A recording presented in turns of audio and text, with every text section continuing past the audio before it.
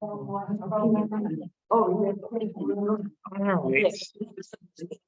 So we should be good to go with the mouse. You're tech savvy enough for now. Oh, Thanks, everyone.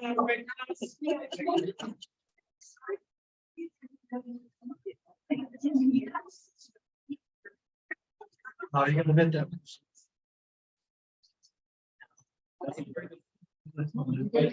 I'll let you know when people email me.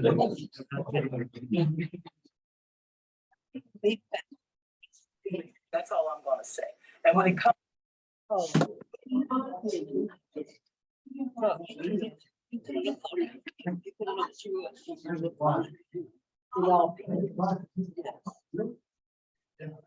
Apparently they serve a community dinner. Is that interesting? Yes. Okay. Thank you. These are.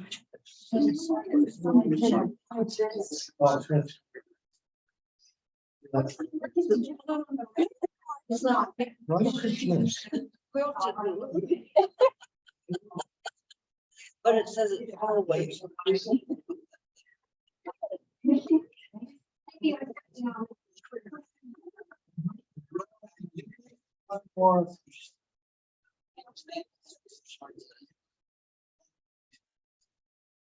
Oh, yeah, you got the speaker, you got the amplifier on? Only people with us on hybrid?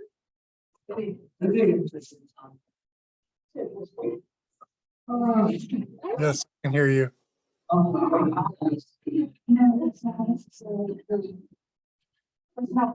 Some people show up. That's true. Okay.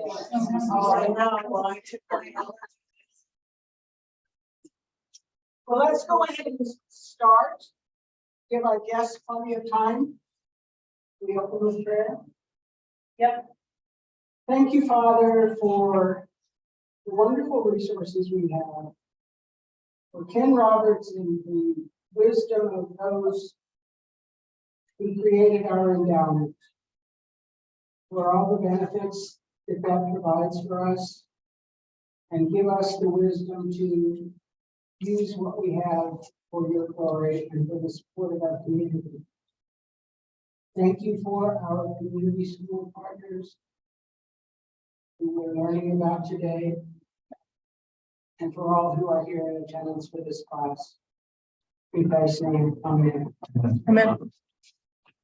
Good morning, Bruce. I think the seat. Some people in this room have assigned seats.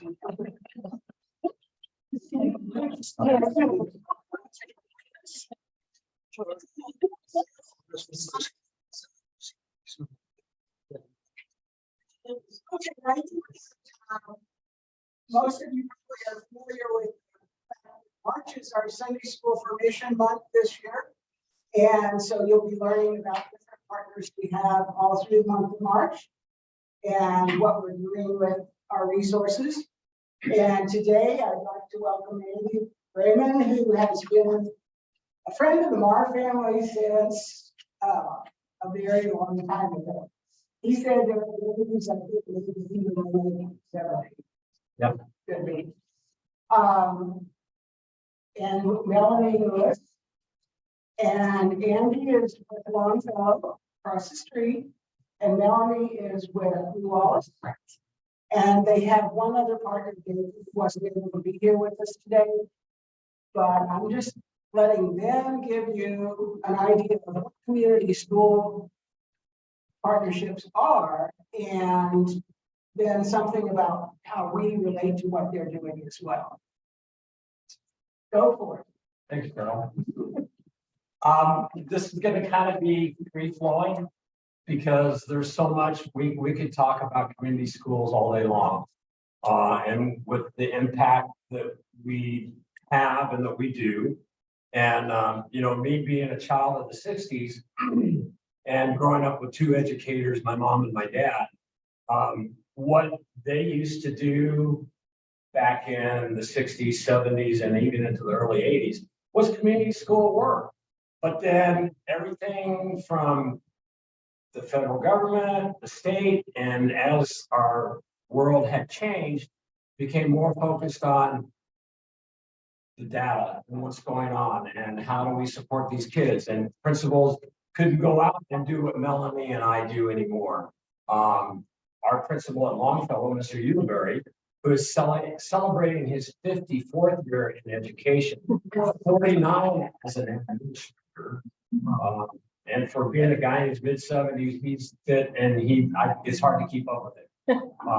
But anyway, he was able to do that when he was first a principal in the Gadsden district south of Las Cruces. Had a brand new school that they had just built about 100 yards from the Rio Grande River. And, you know, there it was. Well, his parents said, we need to have some vegetation. We need to have some, you know, it's just barren. So they wanted to plant trees in the big courtyard area. And he got his families, especially the farmers, to dig an acequia from the river to the courtyard in the middle of their school. And they had water for their trees. And that goes on and on and on. And he and I talked, he said, Andy, it went in the 80s, it began to really change. And the stuff that I have to do as an administrator takes away everything that I wanted to do with my community and my families. So here we are in 2023, and the push is across the country is community schools. There's currently about 21,000 community schools coast to coast. The goal is to have 25,000 by 2025. We took such a significant upward trend in Albuquerque Public Schools last year and the year before. If there's other districts that are able to do what we were able to do, that will happen. So it's exciting. It's exciting. It's not a 40-hour-a-week job. It's what, 60 hours, sometimes 70, Melanie? 50. Yeah. But you're sometimes. Yeah. So we're going to kind of tell you what a community school is all about. And things are changing. We used to operate on 4 pillars of community school. We called the number 1 pillar was collaborative leadership, and then integrated student services. And I'll tell you all about that in just a second. Enriched learning, and then family and community engagement. It's now moved into a framework of 6 essentials of powerful community schools. And the good thing about this is there's community school collaborative efforts across the country that they were all doing the same thing, a different thing. And so everybody came together over the last few years. And I'll give you a handout when we're done that talks about the framework for transforming schools. And this is really, I mean, it's kind of now, what would you say? It's our lighthouse, it's our gospel, it's our everybody working from Oakland to New York City is all talking the same strategy. And it's really good. It's really good. I can't go to the national conference in June. Are you going, Melanie? I didn't even talk about that. So that'll be a big rollout. You know, my little school doesn't have any money to send Andy off to Philadelphia for 4 days of professional development. So I don't know if they're going to have a hybrid opportunity, but we'll see. So the neat thing about the new essentials, and we in Albuquerque are governed by, I should say, not governed by, we're kind of led by the ABC Community School. I don't know why they put network under. Yeah, partnership is what they are. And they came together in 2007 when the Albuquerque Public Schools said, community schools, let's look into this, let's see. But the school district didn't have any money.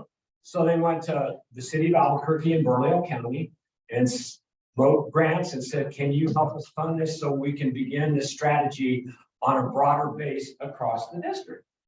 And actually, I tell people that Albuquerque's been dabbling in community school stuff since about 2000. And it's gone up and down and up and down.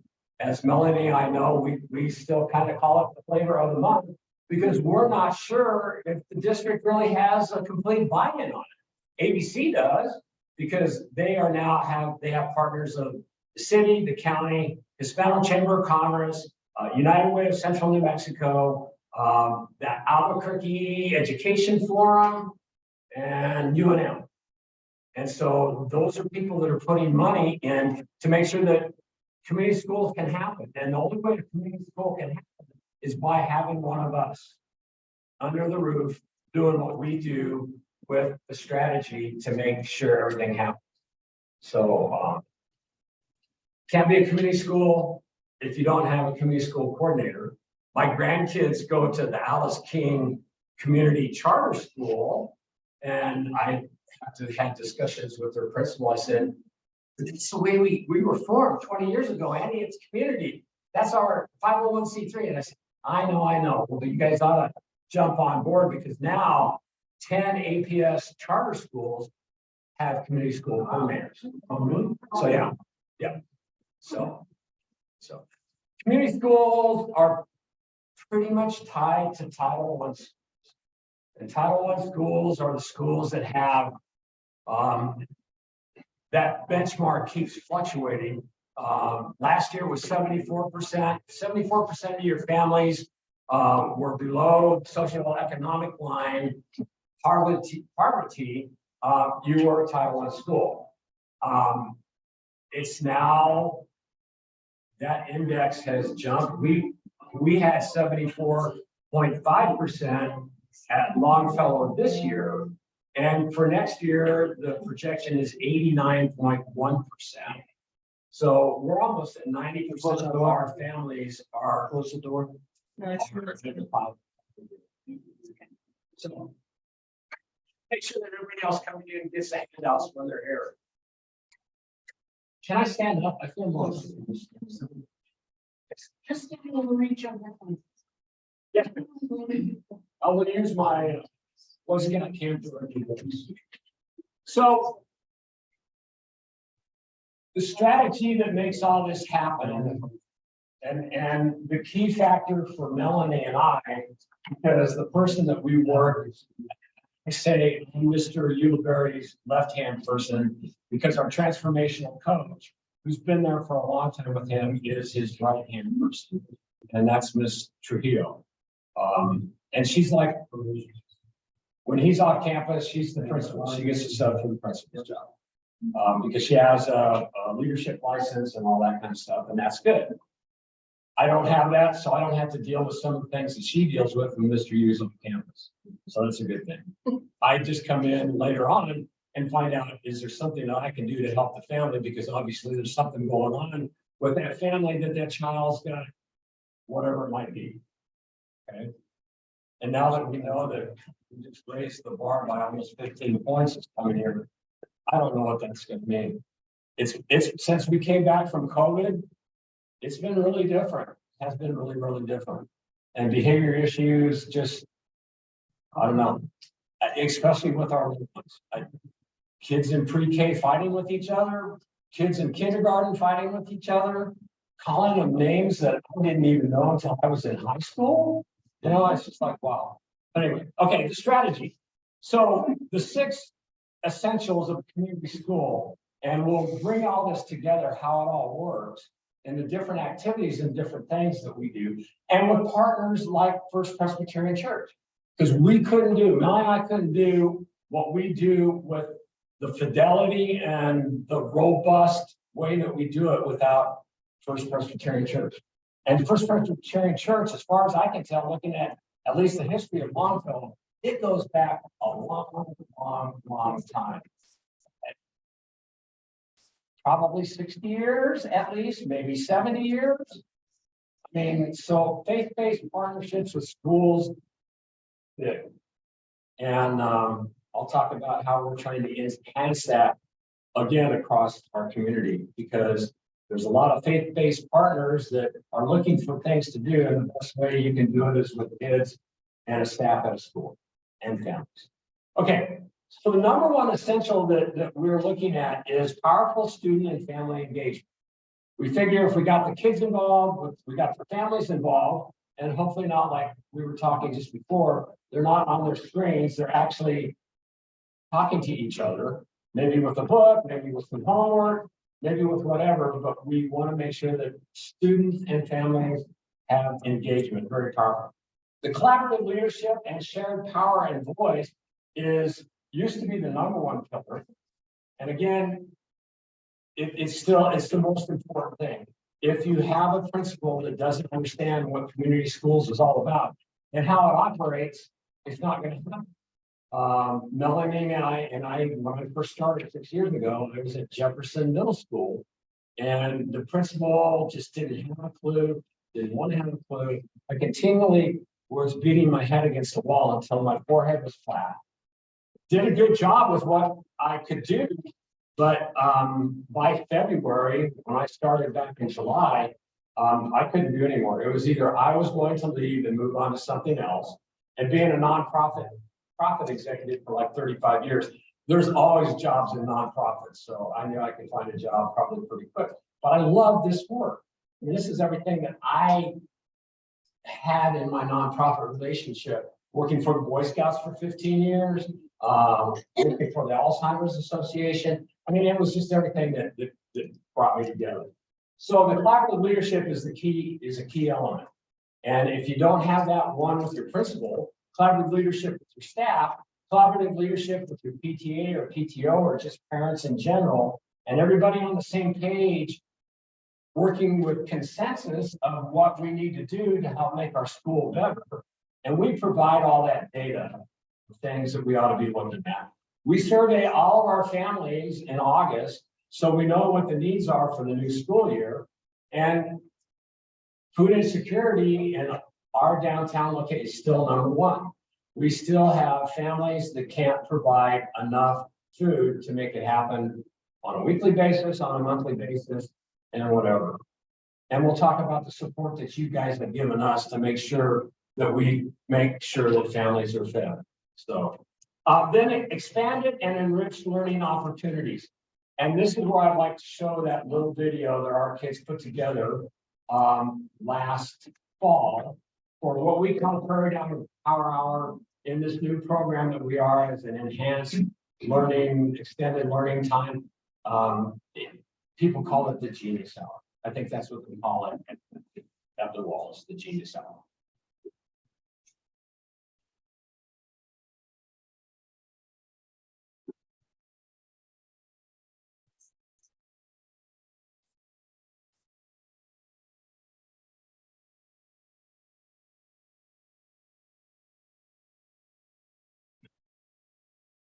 I think we have several narrators on this, so that we have found. Okay, are you making sound already? It should, yeah, there should be a student speaking.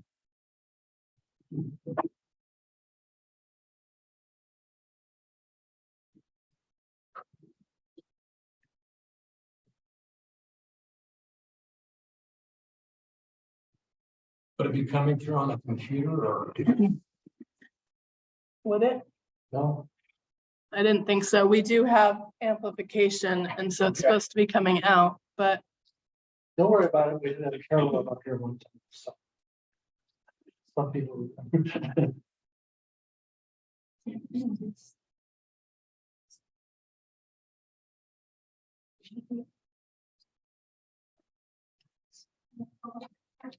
Yeah.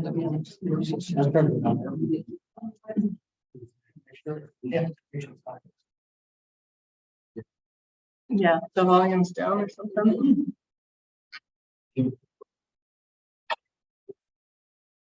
Volume's up, highest it can be here. There's no mute on the laptop. There's no mute on either the YouTube or the laptop. Boo.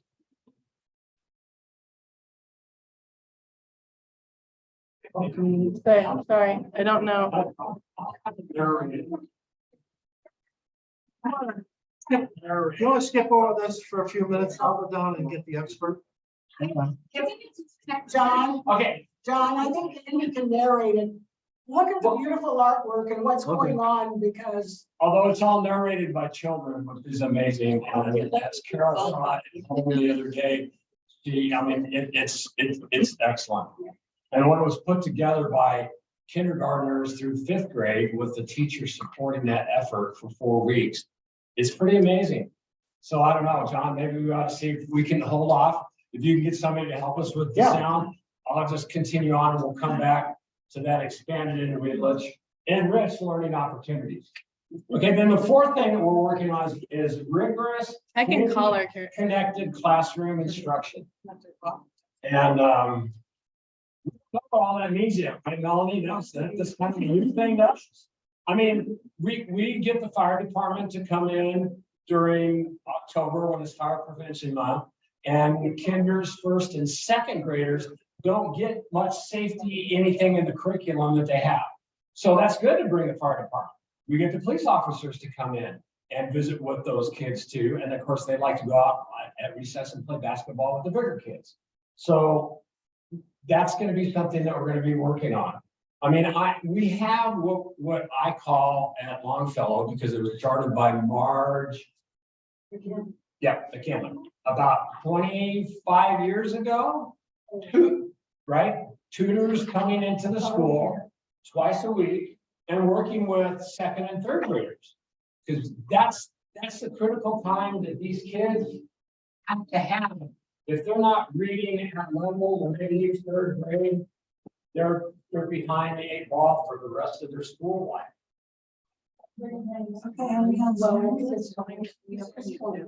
it just doesn't. And that's what we could use 167 tutors, to be honest with you. To do one-on-one with each child in some other life. Go ahead, Mom. Which church is it? Because I was started my first. Over. They seem to have moved to Sandy French and the Northeast. So. Which here is one of the tutors.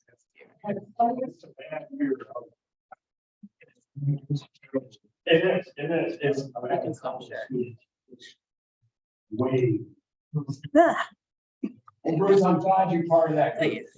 We call them the Presbyterian tutor. And actually, just so you know, we are, and I've got to work with Melanie because she knows how to write grants. Okay, we'd love to have you back. We got kids that need it, let me tell you. And as Bruce said, yeah, there's some kids that are just like, wow. Oh, that sounds like we might be getting. We've had this problem once before. Yeah. We get it all set up and then someone comes in and uses equipment and they go. Anyway, there's a volunteer recognition that APS is doing. We have to have the information in by next Friday. And because of the longevity of having the Presbyterian tutors at Longfellow, we want to try to get them recognized across the whole district. So we're writing that piece of recognition. And I think I have a pretty good history of everything. Bruce, I may talk to you. Maybe you can add some more stuff that Brad has been able to give to me. Okay. And then this is the one that we have all kind of been waiting for. Number 5 is a culture of belonging, safety, and care. And that's something that we have kind of gone away from. And that's obviously something some of the states in our United States don't want our kids to have anything to know about the culture of their part of the country or the culture of our United States of America. So, and we have a large Native population. We have a large Hispanic population. Our Hispanic population comes from Spain. Our Hispanic population comes from Mexico. Our Hispanic population comes from Central and South America. We have colleagues that we work with are from Bolivia, from Colombia, from Venezuela, so we're a great melting pot. And I don't know if that's the term that people like to use anymore, but we're a great state when we all can come together and do what we need to do for children. We're blessed for sure. And then the last is integrated student support. Is it gonna go? It's saying something about audio, we have to restart something, but we're gonna try Okay. to find the file again. What was the last one? So the is integrated systems of support. And that is. One of the integrated systems of supports that I have is you guys providing. Meals for my families at Christmas time. And that's huge. And Melly's gonna talk about that because it's not only just for me, for her, and also for David down at Eugene Field. And Eugene Field is just 6/10 of a mile down Edith. In that beautiful Southern California building with the red tile and all that stuff on the roof. It's just a beautiful school. Kind of doesn't look like Albuquerque, but it kind of does look like Albuquerque. So I'm gonna let Melanie go. Gonna turn it over to the Melanie Wood show. Well, my section, I guess, we're going to talk about the greatest needs that we're seeing for our families and children. And certainly the basics like food. I have not seen at Lou Wallace an increase in the lack of housing option. I was really scared that we would have that happen, but it seems like somehow a lot of our families have been able to stay housed, but we certainly have a higher number of homeless families now than we had prior to COVID. So our homeless families, workers, it's called the McKinney-Vento project. It's from federal money. They have just humongous caseloads. They can't keep up with them. And what Andy and I do is help those families. We know that they can't help all those families. So we help the ones at our schools as much as we can and kind of take that off their plate. There's some things they can do that we can't do. They have access to a social worker. So that social worker can help them apply for different programs and things. We can't do that, but we do as much as we can to alleviate the workload of the McKinney-Vento workers. There's still county money for people to access for rent support. So we're still sending that out. We sent so much of the city money, that the ERAP money that you may have read about, that's stopped, but we still do have the county money. And I have heard that people are receiving it. So that's been a real help to people during COVID to help them stay housed. Some people have received a couple $1,000s or more. So they were able to keep from being evicted. So let's see, well, this one didn't have all the stuff I was going to say. I should say, Andy, people will be leaving. They're leaving for choir. Terry will leave because That's all. they have jobs. Don't take it personally. I'll make sure that they get the blue sheet before they go, because that's kind of what our pitch is all about. Okay, utility assistance. We can refer them to the utility providers, but we also refer them to other agencies, maybe Catholic Charities, Salvation Army. They can plug in some different supports. Childcare is something that we've tried really hard to help our families with, but what we're running into right now is there aren't enough openings. There's not enough childcare providers. So that is a real problem for our families because it's preventing some of our single moms from being able to find jobs because they don't have childcare before and after school. So it's this endless problem, and we don't have a solution right now. And we actually have it better because the governor, the state has the childcare funding, so almost everybody can qualify unless you make tons and tons of money. But there's no place, even with that, there's no place to put them. So that is a really big problem. So we need more individuals employed as childcare providers. Are you saying you need buildings? I don't know that we need buildings. I couldn't say No, that's you need not staff. but staffing, yes. Yeah, so for example, at our school sites, and I don't know if this is the case for Longfellow, but at Lou Wallace, we don't have enough staff to work at the on-site site, and the on-school site. So we can't increase the number of children. We have a program, but we don't have enough employees. So even though it's right there, they can't go to it because there's not enough employees staffing it. Yeah, where they used to serve 80 kids before and after school. Because of the staffing issues, maybe we're lucky at 40 or 30 now. Right, Yeah. but the need is still there, so that is super great, you know. I don't think I'm campfire to do that. One of our, so the other barrier then with the childcare is transportation. If the parents can't get their kids to say campfire and campfire, like, here's what we have. We wanted this. Right, so here's what we had happen, what we have currently with Longfellow and Wallace is the kids will go to Wells Park.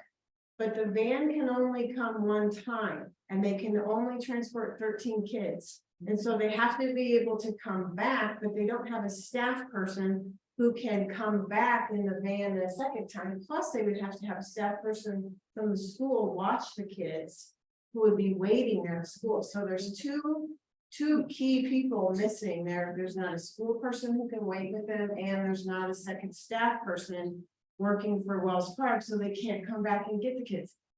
Can the community center have more kids? Yes, they can, but it's because they don't have that driver. They need a bus. They have a bus, but they need a driver that can come back. But if, you know, they stay there. We haven't, but we have on-site programs at both of our schools with the city. But they don't have enough employees, so yes, I know, you get so. Yes, it seems so simple to fix, like, but wait, and then it's always come back to the same thing, there's not enough employees. Which has been a thing since COVID, we don't have a solution. Yeah, so it's very distressing to have to tell parents, I've looked around, I've looked and looked, and I don't have an answer for you. That is really depressing. When you were talking about the housing, Yes. I know, like, years ago, we went to a church near La Mesa Elementary. And at that point, they had more than 100% turnover every year. Because there was so many families that moved multiple times. Yeah. So the kids had no continuity during the year. Do you have those kind of problems now? I would say Lou Wallace doesn't have a high student mobility. I mean, certainly there's some, but I nowhere near that figure. And Yeah. yeah, obviously. I mean, some It- kids stayed all year, but some kids multiple. The international district still have a lot of mobile families, yeah. Yeah, So not as bad here. I don't think. so. no. Fortunately. I can tell you a story about one family I've been working with. Actually, Melanie and I started working when we were still in this collaborative effort last year. And then I've been working because I'm the guy at Longfellow permanently now. I've been working with them continuing since last August. And you can see them in their van that they stay in most of the time. Sometimes they get a hotel voucher. They have a voucher to get into a city Section 8 property. But the voucher covers 70% of the rent. They have to cover the other 30%. When CYFD has mandated, because it's a family of almost 5, because she's pregnant with a little boy, they have 4 girls. The CYFD has mandated that they have to have at least 3 bedrooms. One for mom and dad, one for half the girls, the other for the boy when he comes along after he gets out of the crib, out of mom and dad's bedroom. So the only thing that they've been able to find is a place that they can get into up by Kirtland Elementary off of Gibson and University for almost $1,700 a month, a 3-bedroom. So if you figure out the math of 70%, how much the voucher is going to pay for, and the other 30%, they don't have enough income to cover the other 30% to have a roof over their head. So they're working with the housing authority to get some kind of something that will move it up to about an 85-15 voucher, which they haven't been able to do until now because rents are through the roof. And yeah, That we run into a lot with our families that have. They just have multiple problems, is this endless cycle of. Well, here's this, but it's not enough, and here's this, but it's just not, like, it never is enough to move anything. Because it's just on too many levels of deep issues. So what we try to do is try to at least stabilize them with wherever they're at. As much as we can, so at least we're not having so much movement, so at least like Amy said, at least they've been able to stay at the same school now for 2 years, right? right. Which is a big deal, that the kids can be in the same place, they have a personal relationship with Andy. So they can go to him for additional support. It's just enough, you know, it's not what we want to see, really, but we do the best that we can, and we try to anchor the family in some way. So, and I was gonna say clothing, that's a big help. How we can help with clothing is we make referrals to the clothing bank, which is operated out of APS, and that will deliver a pair of shoes, underwear, socks, and a hoodie or a jacket to kids to the school, I think 3 times a year. And so parents don't have to buy those items as the kids are growing up. It's not a lot, but it's a little bit, it's something. And then we also can make referrals to Locker 505, which is a nonprofit that's located now on the mall across from Coronado. And it's really neat because it's in a former store. And it is a store for kids because they can come and pick out their own outfits. And it is a former store, so that they have dressing rooms and it looks really nice. You know, it's not shabby, or you know what I mean? It looks good, it feels good. Feel like they're going for this. Yeah, exactly. It's not like here's your bag, you know what I mean? It's nice. And so they make an appointment with the kids and they can come in twice a year, 3 times a year. They get outfits. The bummer about it is, again, they don't have enough people. It's all volunteer, except I believe it's all volunteer, maybe say 1 or 2 people on an employee because it's a nonprofit. But the kids have to go during the school day, which is so frustrating because again, it's the same families we're trying to keep in school, getting as much as they can in school, and then you have to tell them, I'm so sorry, you're gonna have to go during the school day, and then we're trying to improve our absence rate, and then but they have to take the kids out, you know, to go to this. But it is what it is. I just tell them. Why can't they stay open beyond school? They need more volunteers. They're not. Why can't they volunteer after school? Yeah, they need more people, so. It's pretty, I mean, that's the worst thing, it's just, that's one of those things that like if we're trying to not have them be absent, you know. It all adds up. It all, exactly, right, so. The staff will go shopping for a child and we can go pick the stuff up and bring it back to school. So I mean, that's okay, but again, you're taking something away from a child of looking at what's on. Yeah, I don't want that black hoodie, I want that tan hoodie. Yeah. So they can select what they want, and that's part of it, and, you know, I mean, I understand that, like, one of my daughters hasn't worn jeans since, I don't even know, like, we're talking about 15 years, she's gone on trips, like, I don't even know if she does it, she hates jeans that much. And there's a lot of kids with sensory issues that don't want certain things, so it really is important to them to pick out what they want, and even have their parent be able to say, like, sometimes they come home with things that's in the wrong size, you know, and it's just like, now we have to, I mean, it's great, don't get me wrong, I love that program, and I am so grateful, but it's just, again, one of those, this victim thing, we're doing the best we can, we all are, but I wish we could I wish it could be right after school. That would be ideal. That would be that for Saturdays. One thing, because I'm on the mission committee that I work with Crossroads, one thing I love about them is on their website, you can go, okay, volunteer. XYZ, you know, I need you to go here from 3 to 5. And, you know, and then another box, donations, and then they list, you know, hand packs, you know, they list it right out. You know, and so that's real helpful to us to be able to narrow down, you know, can you go on Tuesday for Longfellow from 3 to 5, can you go to that helps us. Yeah, it sounds like it would be really helpful. Yeah, if there's some communication board that you all have. Well, this is, Soccer 505 is a nonprofit that is independent of us, so we make referrals to them. So we partner with them, but we partner only in the sense of we take from them, you know. You can't tell them what to do. Thank you so much, you know, we love you and we'll support you any way we can, you know. I've donated clothes to them. I mean, I would definitely be happy to send them more clothing and stuff if I knew of people. Yes, Is it just children's clothing or do they have adults clothing? as well? it's children's clothing that they give out. Do they have a website that we could It's just, it's. look at and see what, Yeah. where you could volunteer or you could donate or?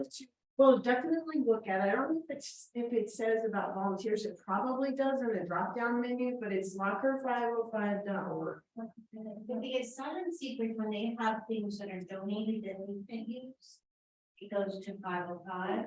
But if we send stuff all the way up to 5 standard, but it's also like preschool. I mean, it is little Right. things all the way to preschool. And if they get adult clothing, there's other closets in town. You know, the Safe House, just in our neighborhood, they have their store up in the Fair Plaza Shopping Center, which they have a lot of adult clothing because they have moms that they left everything behind because of a domestic violence issue at home. And so they can go up there and they can get clothing at their place. There's also the Sisters Closet, which is a closet for women that are trying to get back into the workforce. And they need nice clothing because they're trying to work at a credit union or a bank or whatever. And so, yeah, these people who run all these different little clothing things, they all know each other and they all make sure that the good stuff gets shared. And And Goodwill does, and Catholic Charities, and yeah. the clothing bank also gives families a Goodwill voucher. So that's, you know, they can use it how they want at Goodwill, so that's really nice. Another thing that we help with is counseling services, to try to help families link up with outside agencies for counseling. And that is a huge need since COVID, where Andy spoke about our needs assessment that we send out. Oh my gosh, counseling is probably the second highest thing that is checked now. Everybody is interested in receiving counseling. The kids are like, yes, the parents are like, please. But there's a lack of providers in counseling too, so giving families 2 and 3, 4 different locations and trying to help them. If you hear, oh, I heard there was an opening at Community Lighthouse, you know, now. But with virtual options, that's really nice, because now they can at least access it without having to drive someplace. So that's a plus from everything changing. So we spend a lot of time with that, with the trying to help families with the behavioral health services. And regarding the food, we still have our mobile food pantry, soon to be inside grocery store style at Eugene Field, that is shared between our 3 downtown community schools, Eugene Field, Longfellow, and New Wallace. And so we obviously it's at Eugene Field, so most of the families are from Eugene Field since it's convenient right there on their campus. But we have Longfellow families and we have New Wallace families, and if we also pick up boxes for them and we deliver to people who can't get over there.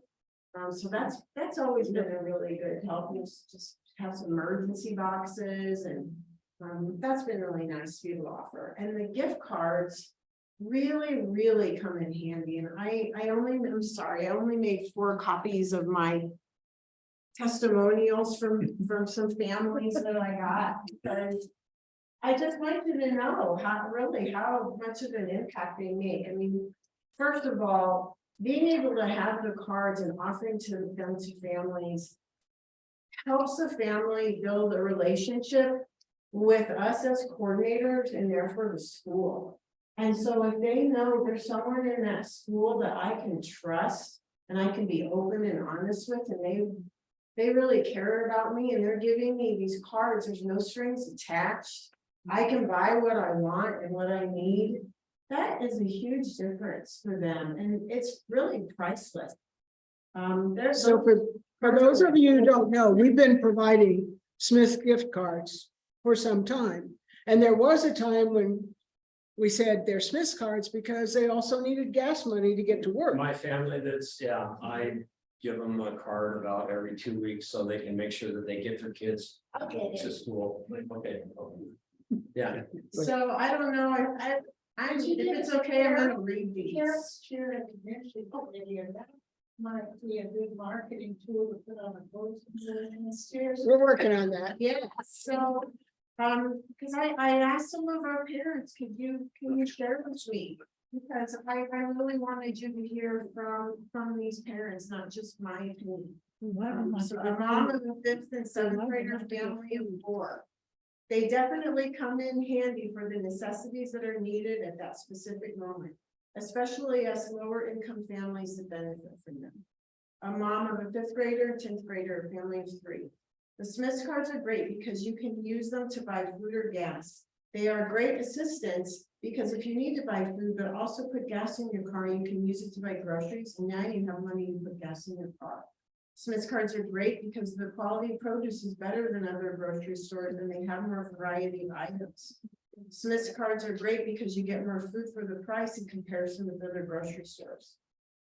A grandma of a 4th grader and a 10th grader and a family of 4. Smith's gift cards helped me get some meat to prepare more meals. Meat is very expensive and I was able to buy a large package of hamburger meat. A mom of a kindergartner and 5th grader, family of 4. I just wanted to let you know, thank you again for the Smith's card. It came in handy because I got things that would go a long way. So again, thank you. That was what she wrote that day. And then my comments, which I already said that they're so nice because you can choose what you want. If you like one of the, I don't want to say downfalls, but some people can access the food pantry items as well, especially when they're in mobile, because you can just put it in their car. They don't get to pick. So if you have gluten sensitivities and different things you can't eat some of those items. Now, when we get back into the grocery store version where they can actually shop, they can pick and choose, that's helpful.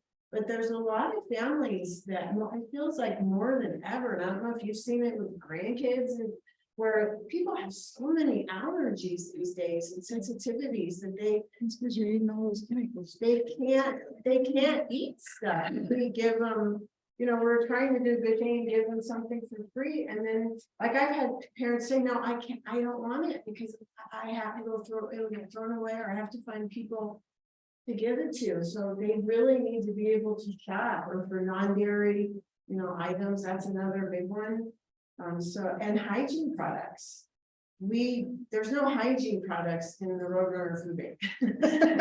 So But there is in a Smith's card. yes, so. And there's those- diapers and wipes and all that stuff. Right, wipes. I mean, so like I said, those cards, those are gold.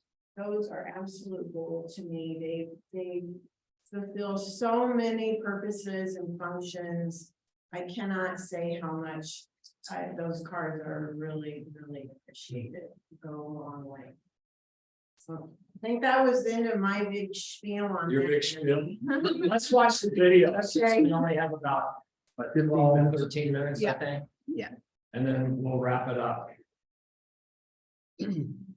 So Andy, I'll let you know that this whole thing goes on YouTube. Awesome.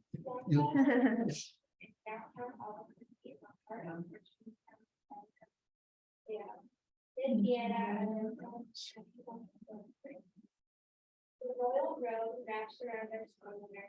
We can walk in the footsteps of Spanish, Mexican, and American explorers. Settler and Fisher.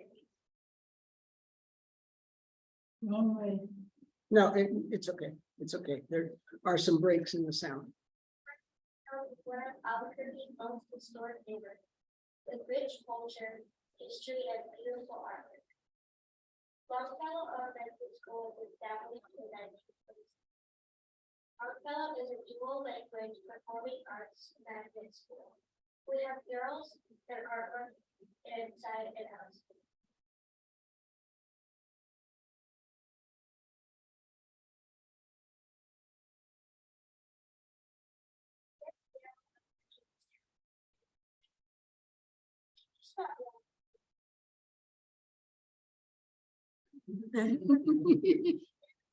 There we are.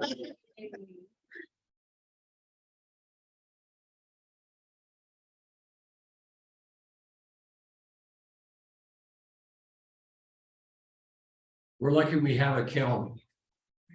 Yeah.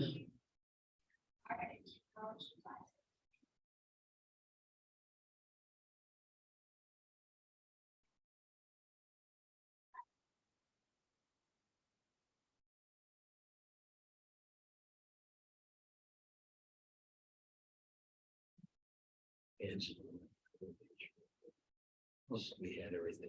We have white.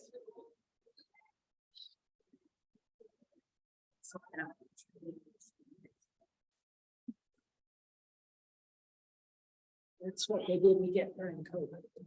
These kids that are acting out, you know.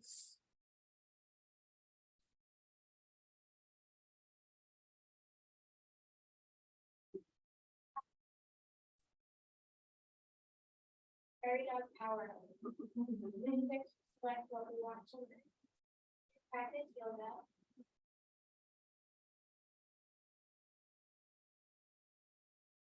Over that. You're gonna take your master like that. That's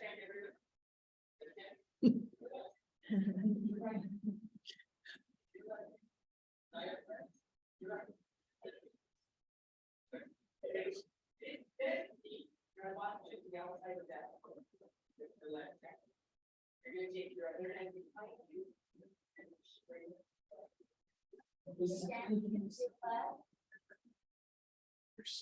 Oh, yeah, right.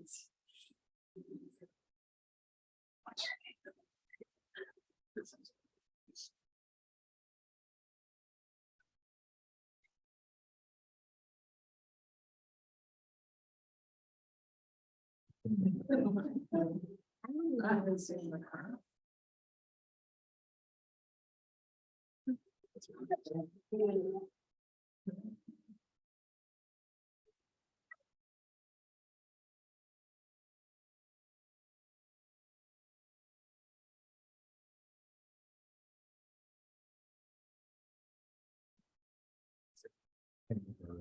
In the video.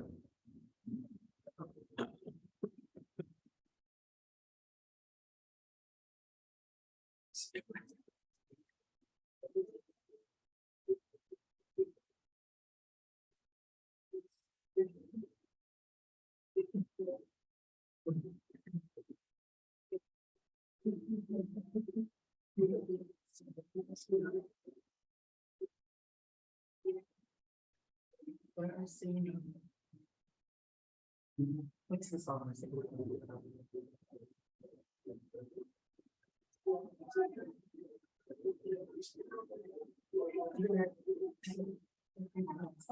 the same thing.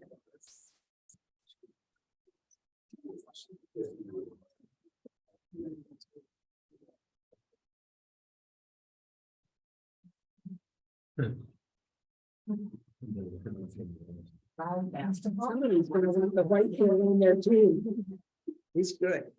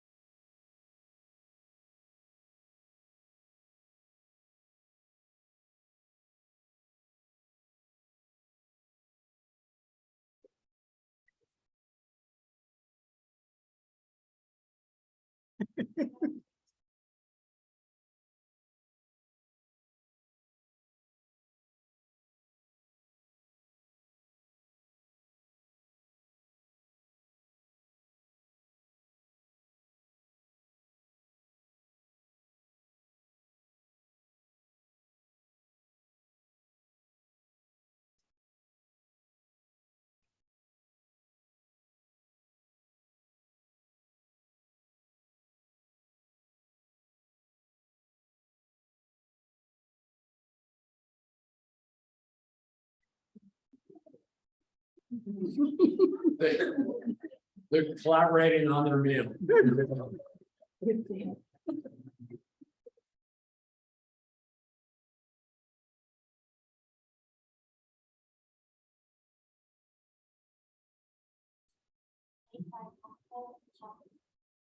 will reach Longfellow as a school. Yay. So that's because we're in this transformational program of elementary schools. It's called TOPS. I don't remember what the whole acronym is, but we're also in the extended learning year too. So we've added 5 days at the beginning of the year, 5 days at the end of the year, and an extra hour during the day for the social and the emotional time, which a lot of time we could do that with a club if we had a teacher volunteer or a volunteer from outside. But this makes sure that it happens every afternoon. We take a break. We at our school run 4-week sessions, and then we take a week off. And then the teachers get to do whatever they want to do with their kids, their own kids in their classroom for that time. So that's pretty amazing. This is in discussion up in Santa Fe right now. If they want to continue this program across the board in all elementary schools. You know, we have gas and oil money, so let's spend it on our kids, I hope. I see it as very beneficial. I also see it that as a staff member and as a teacher that's dealing with kids for 6.5 hours a day and then doing something for the last hour of the day, but you get different kids. I mean, it makes it for a long day. We all punch in at 7:30 and most everybody gets to go home at 4 after the last kids are picked up or they walk home. And then some of us stay around doing a lot of other things that we have to do. But it's neat. It's neat. Power Hour is really neat. I lost my thought. So this brochure that I was able to make during, we had a conference. What do we call it? No, we had a showcase at Albuquerque High. So all of the schools that cluster that go to Albuquerque High, we had a showcase at Albuquerque High. And so I put together this little brochure. And then I didn't even know, and Melanie, we've been working with Longfellow for almost 5 years. I didn't know it was a magnet school. I had no idea. I mean, I knew that we had classroom performing arts, but I got a call from this guy up in Uptown. He said, Andy, I understand you're a community school coordinator at Longfellow. And my name's Mark Garcia, and I'm over all the schools of choice and magnet schools. I said, oh, great, Mark. Super, yeah. And you guys are a dual language performing arts magnet school. We are. And so I got off the phone with Mark and I said, Mr. Yu went to his office. I said, so we're a dual language performing arts magnet school? Oh, yeah, we are. But we haven't done anything during COVID. So we were able to get all that rolling again. And we've had classroom plays that have been amazing. We've been at one of the things that Mr. Yu wanted to do is add food. So he wanted to like the old what was the name of that restaurant out in the mountains that had the play and the dinner? Oh, yeah. Anyway, he wanted to do that. So let's have a play and we'll have dinner for the families. And we've been able to pull off 3 of those so far. And we have another, I think 5 before the end of the school, but they've been huge for family and community engagement. We have the downtown police officers come and serve our families. And we started that, Melanie started that like 5 years ago. Because she was talking to one of the teachers at Longfellow who knew the chief of police and blah, blah, blah. And all of a sudden we had officers coming and engaging with our families and serving them dinner and sitting down and eating with them. And that has been an amazing partnership. Most of the times, some of our kids that when they see a cop, it's not good. They're coming to the house for whatever. And so now they get to meet them and greet them, and they come and stop by and play basketball. They'll ride their bikes. That since Lou Wallace is right downtown, it's really close for them to go and participate with Lou Wallace, which is cool. But they get out. They get to go in classrooms. I have the motorcycle officers, the traffic officers are now going to come and they want to read to our kids. And I said, it's got to be something that we can do on a sustainable basis every week or every other week or whatever.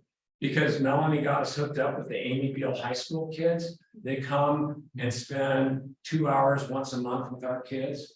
I had 21 high school students working with our children last Thursday. How many did you have? I think it was 25. 25. So yeah, that's huge. So that's my numbers on that brochure. That's my cell number that I keep in my pocket because I'm all over the place. If I don't recognize the number, leave me a message and I'll call you back as soon as I can, because doing what you have done for many, many years and will continue to do for many, many years more, I hope, I pray, that we continue this amazing relationship. And especially since, and Robert Stephanie was the one that I think took it to the mission committee. Can we branch out and help these other 2 little schools instead of just one? It has been huge. Because instead of working with a couple hundred families at Longfellow, we're now working with about 600 families at Eugene Field, Wallace, and Longfellow. So it's big. It really is. Yes, ma'am. Don't downplay your socializing. I have 2 great-grandchildren that are teenagers. They don't want to leave home because they don't know how to interact with people to get a job. Neither one of them want to learn how to drive. Mom says, I'm not playing show for the rest of my life. They don't want to get a job. Right. Because then you have to interact with people. The socializing is more important than we ever realized. It is, it's huge. And our counselor, Miss Evans, is putting together a 5th grade kind of a career fair. And I said, well, why can't we get those people to also come in and talk to the kinders and the 1st, 2nd, 3rd, and 4th? Let's get everybody to recognize that there's people that do lots of different jobs in our community. You know, if you're good at math and you like that, you know, you could work at Sandy National Labs as a mathematician, or you could be an accountant. That's what I noticed was missing in that is the math science. I'm going to decide when I'm here to the statement. And we have part of all that stuff, yeah, that was, Task, we're trying to keep these kids in the state. yeah. And if they're gonna work their way out of poverty, they can't work at McDonald's. They have to work at Sandy or Selma's. That's our big request. That's one of our biggest challenges, is getting parents to recognize that we can help them take a step up. Thank God. Yeah, we can help them. I want a lot of house for you and him.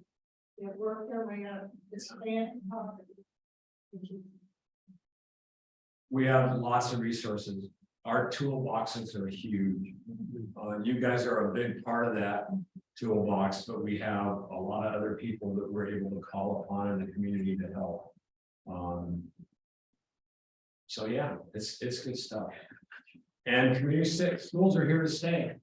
I think two of the fastest growing professions are social workers and community school coordinators.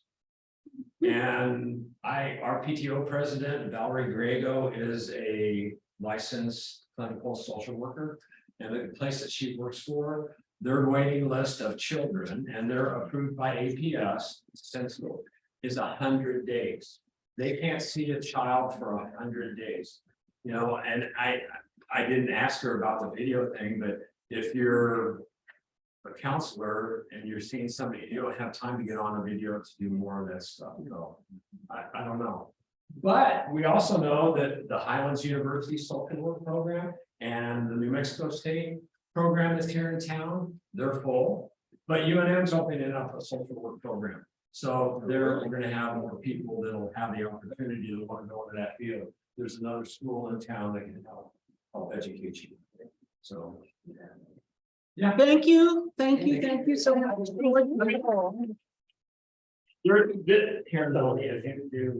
There's more about things that we didn't get to touch on, but I know you all love to read. Because. Oh, it is, yeah, it's long. The front page is just a recognition of all the brilliant people that put this thing together. And actually, one of the guys that put it together in Santa Fe. And she's been doing the community and school work for a long time. And it's good to know that we get to interface with her because she's just like, she's like the Wizard of Oz, you know. So. Okay. Oh, yeah. Any other questions? Who wants to come and see me tomorrow? And I'll get you going. Or you can go down and see Melanie too, because it's another. Are these in high school? Is that what you asked? Oh, Yes. There are community schools in our high schools. A lot of us retired and travel and this and that, so if it's not every week it's 2 years. That's still, it's happening probably